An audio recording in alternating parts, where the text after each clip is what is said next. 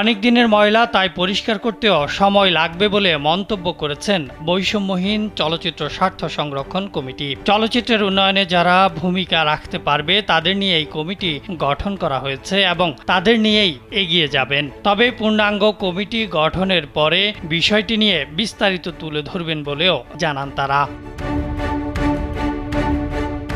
19 September Bangladesh চলচ্চিত্র শিল্পী সমিতিতে তরুণদের নেতৃত্বে মিলন মেলার আয়োজন করা হয়। এ সময় নতুন পুরনোদের পদচারণায় মুখরিত হয়ে ওঠে চলচ্চিত্র পাড়া।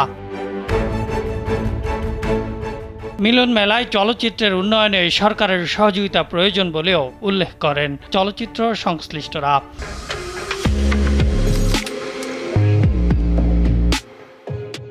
বলেন, চলচ্চিত্র এখন যে অবস্থায় রয়েছে সেখান থেকে পরিকল্পনা অনুযায়ী সরকারকেই এগিয়ে নিয়ে যেতে হবে।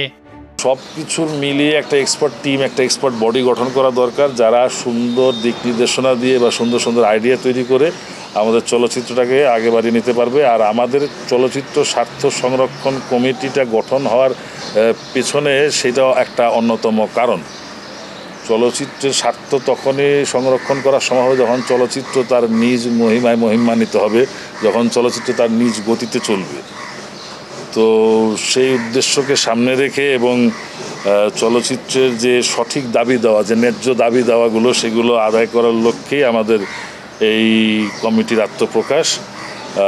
এবং যদি আমরা সকলের সহযোগিতা পাই, পাশাপাশি সরকার যদি আমাদেরকে সহযোগিতা করেন এবং আমাদের পরামর্শগুলো শুনেন, তাহলে হয়তো আমরা চেষ্টা করতে পারবো সেই পথে এগিয়ে যেতে। একটা যে কমিটি করলাম বৈষম্যহীন চলচ্চিত্র স্বার্থ সংরক্ষণ কমিটি, সেই কমিটি এই টোটাল স্বার্থটি, চলচ্চিত্রের টোটাল স্বার্থটাই আমরা, যেহেতু এটা ব্যক্তি উদ্যোগে এখন আর যে অবস্থানে আছে, ব্যক্তি উদ্যোগে সিনেমাকে এখন সারভাইভ করা মোটেও সম্ভব না। এখানে সরকারের সম্পূর্ণ সহযোগিতা লাগবে। সম্পূর্ণ সহযোগিতার সাথে এখন একেবারে প্যারালাল সিনেমা হল হতে হবে, সিনেমা বানাইতে হবে, দুই জায়গায় ইনভেস্ট করতে হবে সরকারকে।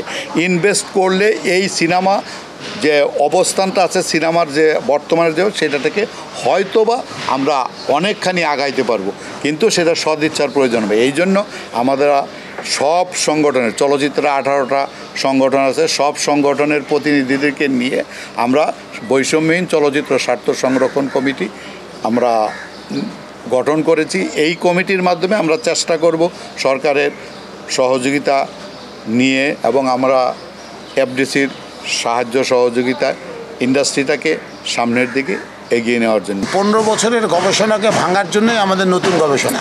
যে 15 বছর যে গবেষণা দেখেছেন আপনারা, স্বৈরাচারী রাক্ষসী গবেষণা, এই গবেষণাকে ভাঙার জন্যই আমাদের এই নতুন চিন্তাতে নতুন গবেষণা আসছে। ইনশাল্লাহ সামনে ভালো কিছু দেখতে হবে।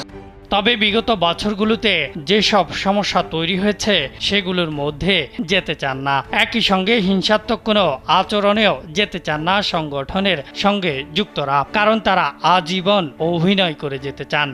জীবনে বেঁচে থাকার আনন্দই হচ্ছে যতক্ষণ আপনি কাজ করতে পারবেন, আর তারপরে যদি আপনি যে কাজটিকে ভালোবাসেন সেই কাজটার সঙ্গে আপনি যুক্ত থাকতে পারেন। কারণ আপনি পড়াশোনা করলেন ইঞ্জিনিয়ারিং আর করলেন অভিনয়, হ্যাঁ, আপনি আনন্দ পাবেন না। তো আমি অভিনয়টাকে ভালোবাসি এবং আমার 23 থেকে 24 বছর আমি এই জায়গাটায় আমি নিজের সময়টা দিয়েছি।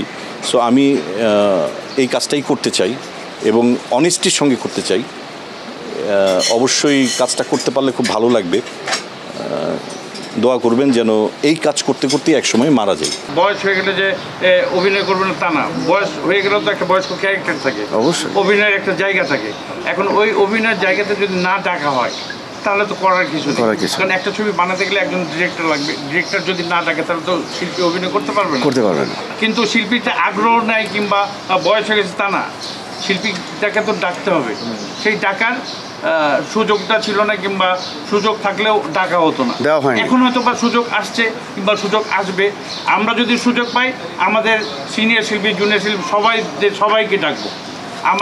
আমাদের এই শিল্পী বলেন আর চলচ্চিত্র স্বার্থ সংরক্ষণ কমিটি যেটা হচ্ছে, এটা সব সময় সুন্দর সৃষ্টির পক্ষে থাকবে, সব সময় পরিষ্কার পরিচ্ছন্নভাবে থাকবে, সৃষ্টির পক্ষে সবসময় থাকবে এই চলচ্চিত্র সংরক্ষণ কমিটি। আমাদের শিল্পীদের সবসময় একটি আক্ষেপ থাকে যে আমরা মরার আগ পর্যন্ত অভিনয় করে যেতেই থাকবো। প্রত্যেকটা শিল্পীরই, টেকনিশিয়ান বলেন, শিল্পী বলেন, সবাই। তো আমরা চেষ্টাও করে যাব যে সারা জীবন আমরা অভিনয় করে যেতে চাই। আর বয়সের ব্যাপারটা সেটা হচ্ছে জেনেটিক, যেটি থাকে অনেক সময় আল্লাহ প্রদত্ত থাকে, যার যার যেটা অভিরুচির ব্যাপার। তো চেষ্টা করব আমরা সারা জীবন অভিনয় করে যেতে চাই। বিগত আগে আমাদেরকে অভিনয় করতে দেওয়া হয়নি, বিভিন্ন কারণে অভিনয় করতে দেওয়া হয়নি, এবং ফোর্স বলেন বা অর্ডার বলেন যে কোনো কারণে আমাদেরকে অভিনয় করতে দেওয়া হয়নি, আর আমাদের স্কোপও ছিল না। তো যাই হোক, এখন আমরা চেষ্টা করব সেই যুদ্ধে জয়ী হওয়ার জন্য। তবে যাদের শরীরে আওয়ামী লীগের দাগ বা গন্ধ নেই, তাদের নিয়েই এগিয়ে যাওয়ার বিষয়ে মত দিয়েছেন অনেকে। নতুন পুরনোদের নিয়ে এই মিলন মেলার আয়োজন করেন অভিনেতা বিলাস খান, চিত্রনায়ক শাহেন শাহ, তানভীর তনু ও ওমর মালিক সহ অনেকে। আহসান হাবিব, কালবেলা।